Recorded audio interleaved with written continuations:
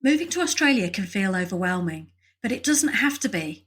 The Move to Australia directory from Smart Steps to Australia brings together all the essential services you need into one convenient place, making it easier to find the right professionals to turn your dream into reality. Whether you're looking for a trusted migration agent, competitive shipping quotes, guidance on buying your first home, or help relocating your beloved pet, our directory has it all. We've curated the best services to support your new life in Australia. Find everything you need to make your move stress-free, with experts just a click away.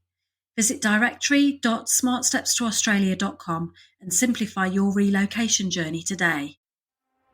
Welcome to the New Life in Australia podcast, hosted by me, Karen Bleakley, founder of smartstepstoaustralia.com. Moving to Australia with my family was a life-changing experience, but it wasn't without its challenges. That's why I'm passionate about making the relocation and resettlement process easier for you so you can enjoy this exciting adventure. Join me and my special guests as we share professional secrets and tips, learn from people who've made the move, and discover businesses that can help you realise your dreams. Now is the best time to create the life you've always wanted. This podcast is here to show you what's possible and to inspire you every step of the way. Let's go. Let's take a moment to acknowledge the Gubbi Gubbi people, the traditional owners and custodians of the land on which I live, work and play. I thank them for the privilege of being able to live in such an incredible part of the world, and I pay my respects to their elders past, present and emerging. Hey there, welcome to this week's episode of the New Life in Australia podcast. I'm your podcast host, Karen Bleakley, and today I'm here to talk about the worst things about living in Australia. Now, I'm a really positive person. You will hear me talk all the time about the amazing ways that my life has transformed by moving to Australia and how much I love it here. And I absolutely do love it here. But I thought it was important to just balance things out by sharing some of the challenges and telling you some of the worst things about living in Australia, just so that you kind of get both aspects of the story. So, of course, there are loads of amazing things that are the best things about living in Australia. But here in this episode, I've just got 5 of the worst things that I've rounded up. And as you'll hear when I go through them, they really do all kind of have the same theme to them. So let me get started and I'll start going through the list because it's only a little short mini episode this week. The first one is, of course, the distance from the people that you love. That is definitely the hardest part about moving to Australia for me. My family and friends are in the UK. It's the opposite side of the world. It makes life really difficult. You can't just pop in for a cup of coffee. You can't be there for big occasions like birthdays and weddings. You can't just nip back in an emergency. Everything gets more complicated because you're so far away, and it really does make life really difficult. I've missed a few weddings since we've lived here. I've struggled to get back in emergencies from here, and there's all kinds of challenges that I've had over the years that we've lived in Australia that really come down to the distance being an issue. And I would definitely make it my number one thing, the worst thing about living in Australia, the distance from my family. Feeding nice and neatly into that one is the challenge with the different time zones.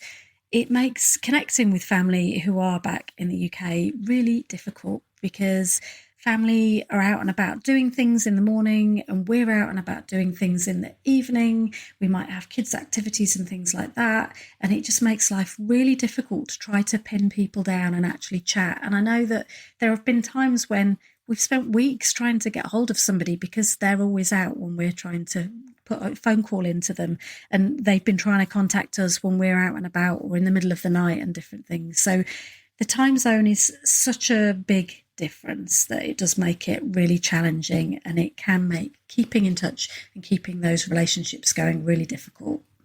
It also just means that you can't just decide to pick up the phone and ring your mum because something's happened or you want to have a chat, because they're usually in bed at the time whenever that happens. So I really hate that. I really do miss being able to just say, pick up the phone when I'm on a walk and just ring somebody for a chat and catch up. Now we really do quite often have to plan things in, especially when I'm chatting to my friends and we're planning in Zoom calls and things. We have to book them in a few weeks ahead and get really organised and intentional about staying connected.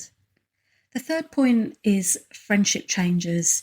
And I wasn't prepared for this when I moved to Australia at all. I didn't really think about it, to be honest. I kind of just assumed that the friendships that I'd had in the UK would just continue when I got to Australia.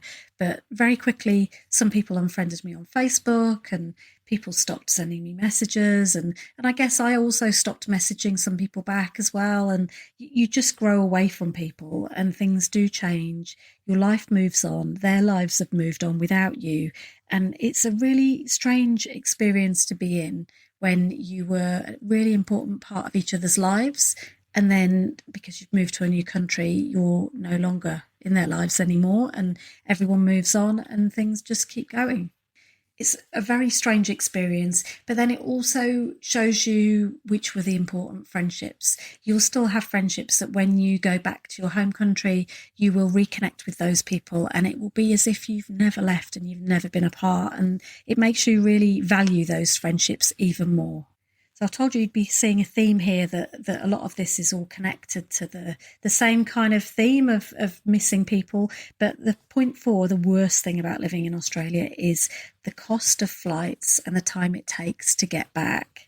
Now, jumping on a flight back to the UK from Australia is not cheap. It is not easy. And you also have to allow yourself quite a bit of time to actually do the journey and spend some time there to make it worth its while. For a family, flights are really expensive. Now, I'm really lucky that my husband works for an airline. That really helps us out, and it does mean that we can jump on last-minute flights and things.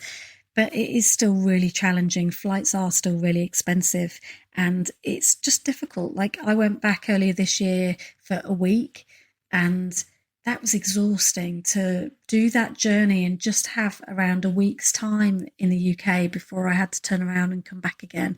And it really does mess with your body clock. It's exhausting. You've got a lot of jet lag to get over, very short time, and it just is a lot to deal with. So when you go back, normally you'll be going back for quite a few weeks, and that's really difficult to schedule into your timeline, especially if you've got kids who've got activities and school and things like that. And the 5th worst thing about living in Australia is, of course, the homesickness. Now, not everyone feels homesick all the time. It's something that some people feel really intensely and some people don't feel it so much. I wasn't too bad with it when we first got here.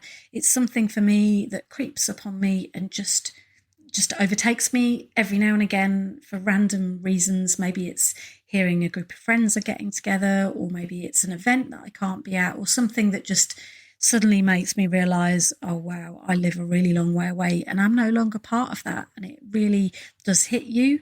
I know lots of people that really do struggle with homesickness, and it can be really debilitating. It can be really, really unsettling and really difficult. All I can say is that generally it does get easier. You generally start to feel more at home here and settle in more, and then you feel homesick less and less. But it's one of those things that I don't think you ever fully recover from. I think it still has the potential to kind of jump up on you and creep up on you and take over you at any point.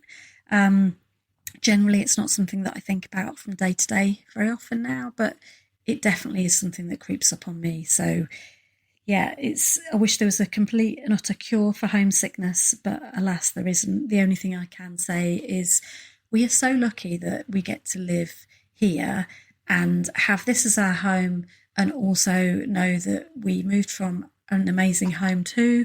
It can feel a little bit sometimes like you're split in two and that your home's in two places. But I think we're really lucky to have that experience and to have those feelings. So I try to look at it as a positive rather than a negative experience. And actually, the longer that you're here, the more that you really do start associating with living in Australia and this being your home. And actually, you start really connecting with things here. And then it eases the feelings of missing home where you moved from.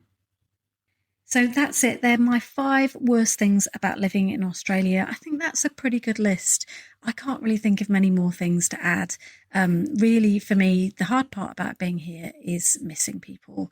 And I think all of those 5 things, distance from loved ones, time zones, friendship changes, and the cost of flights and homesickness, they really do all feed into the same theme of actually missing the people back home, missing the people that you moved away from. And that's completely natural and completely normal. I think think it's important to just be prepared that there are downsides to making the move. It's not all sunshine and roses, even though I absolutely love it here. The challenges that you do face, they are all manageable. They are all just part of life, and they are things that you can overcome and work your way through. Everything like this is so much easier when you share it with other people who are on the same journey as you. So if you're not already in my Move to Australia Facebook community, that's a really great place to go, where you can connect with other people who are making the move to Australia and are also having the same challenges that you're having as well. It really does help to share the experience. I would absolutely love to hear from you. What are your worst things about living in Australia, or what are the things that you think are going to be the worst things when you actually move over here if you haven't moved over already? Pop me a comment below if this is on social media, or send me a DM or send me an email or something. You'll find my details in the show notes. I'd really love to hear from you and hear your experience too. So that's it from me this week. I hope you have an amazing week, and let's get started building your new life in Australia, one episode at a time.